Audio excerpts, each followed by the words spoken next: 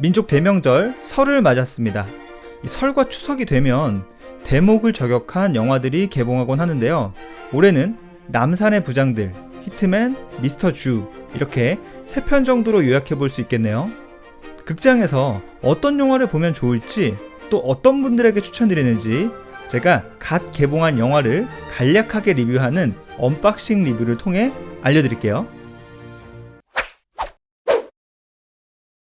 첫 번째로 언박싱 리뷰를 해볼 영화는 남산의 부장들입니다. 내부자들 우민호 감독의 신작이면서 1월 개봉작 중에서 가장 큰 기대를 모은 작품이 아닐까 싶네요. 남산의 부장들은 박정희 전 대통령 피살 사건을 다루고 있습니다. 영화 그때 그 사람들이 이 동일한 사건에 대해 사건 당일에 초점을 맞춰 블랙 코미디로 풀어냈다면, 남산의 부장들은 김재규가 왜 박정희 전 대통령에게 총을 겨누게 됐는지 그 과정에 초점을 맞춘 영화라고 할 수 있습니다. 이 영화의 가장 큰 재미 포인트는 이 배우들의 미친 연기력을 보는 건데요. 이병헌, 곽도원, 이희준, 이성민, 김소진 등 정말 내로라 하는 배우들이 마치 자웅을 겨루듯이 연기를 펼치는데요. 아마도 권력을 다루는 영화의 내용과도 무관하진 않을 것 같습니다.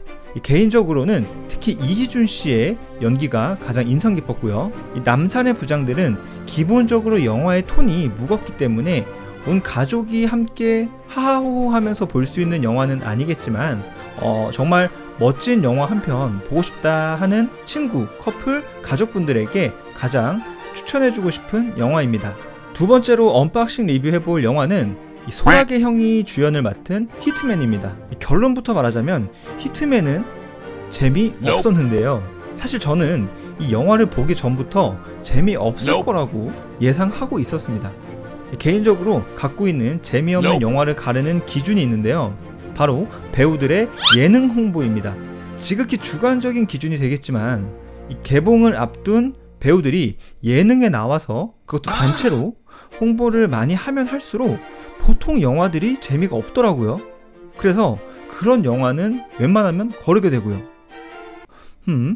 영화는 전 국정원 에이스 요원, 현 웹툰 작가인 권상우 씨가 이 작품이 잘 되지 않자 자신의 과거를 바탕으로 이야기를 써내려가게 되고, 이게 히트를 하지만 국가 기밀이 담긴 내용을 그려내다 보니 국정원에 쫓기게 되는 그런 내용을 담고 있습니다.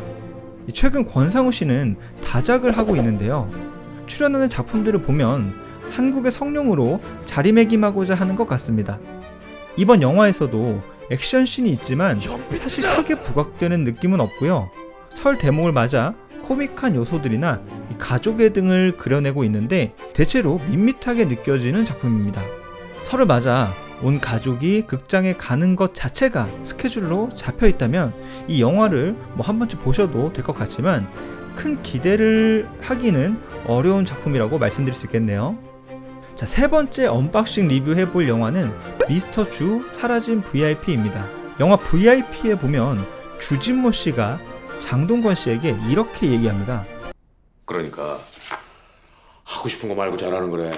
사실 이성민 씨 하면 연기력에 대해 평가하는 게 무의미하죠. 많은 드라마와 영화에서 좋은 모습들을 보여줘 왔으니까요. 그런데 말입니다, 이성민 배우가 코미디 연기에 욕심을 부리는 것 같은 느낌을 최근 들어 많이 받게 되는데요. 개인적으로는 좀 하고 싶은 걸 하지 마시고 잘하는 걸 계속 하시는 게 어떨까 좀 생각이 됩니다.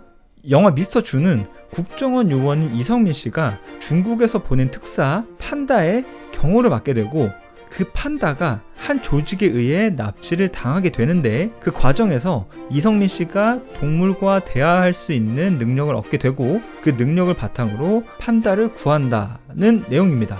그러고 보니 3편 모두 국정원 요원이 주인공이네요. 이 영화도 결론만 말씀드리면 히트맨보다 더 재미가 없는 작품이었는데요. 히트맨이 좀 밋밋하게 흘러가기 때문에 재미없는 작품이라면 이 미스터 주 같은 경우는 과한 요소들이 마이너스가 돼서 재미없는 작품입니다. 이 영화도 히트맨과 함께 굳이 권해드리고 싶진 않지만 집에서 반려동물을 키우고 있고 자녀가 있는데 그 자녀가 동물을 무지무지 좋아해서 동물이 등장만 해도 깔깔대고 좋아하며 설인데 극장이라도 한번 데려가야겠다 싶은 부모님들에게만 추천드립니다. 참고로 이 영화는 12세 관람가입니다.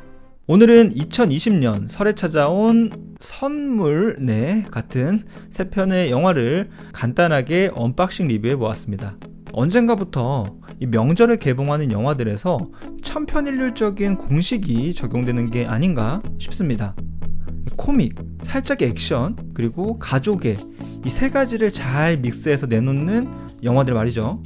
어차피 대목인데 대목에는 뭐든 팔리니까 적당히 내놓는 영화가 아니라 단체 관람하는 가족에게 함께 관람한 기억이 오래 지속될 수 있는 좋은 영화들이 많이 만들어졌으면 좋겠네요.